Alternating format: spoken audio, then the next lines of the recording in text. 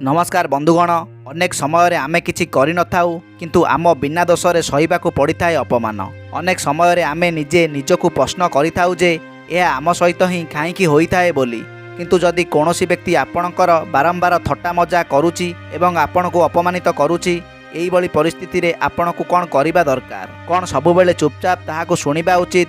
जीए थरे अपमान को सहिथाए से मनीष अटे, किंतु जीए दुई थर अपमान को सहिथाए से महान अटे।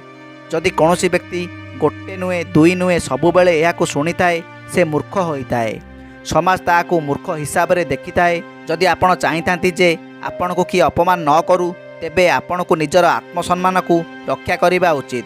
आपणको बुझिबाकू पड़िथाए जे सहनशीलता एवं मूर्खता मध्य पार्थक्य रही थाए। जदि कौनसी व्यक्ति आपणको घोर अपमान, हिंसा, कटुवाक्य आदि कहिथाए से घोर अपराध करिथाए। किंतु जदि आपण याकू चुपचाप सहुचंती, तेबे आपण मध्य सम्मान भागीदारी होइतांती। जदि कौनसी व्यक्ति प्रथम थर पई अन्याय अत्याचार करुछि एवं ता विरुद्ध रे कौनसी पार्टी फिटांती नाही, तेबे से व्यक्ति सेही भूल को द्वितीय थर करबाकू साहस करिथाए।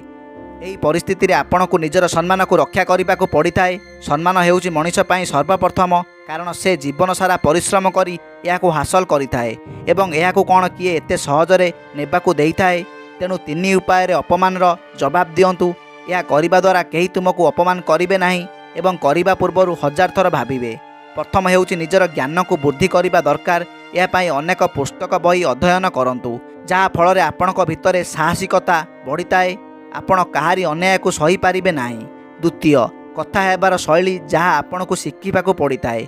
कथा शैली शिखिबा द्वारा बिना झगड़ारे कथा को कही अपमान जवाब देइथाउ। तृतीय हेउछि मूर्ख सांग साथी ठारू दूरे रुहंतु। एही मानक ठारू दूरे रहिबा द्वारा खराब अभ्यास, खराब कथा आदि दूर रहिले अपमान मध्य रही नथाए। आशा करुछि आपण मानकू एही भिडियोटी भल लागिथिबो। जदि भल लागिछि चैनल को सब्सक्राइब करि दियंतु, आ भिडियोटी गोटे लाइक करि दियंतु।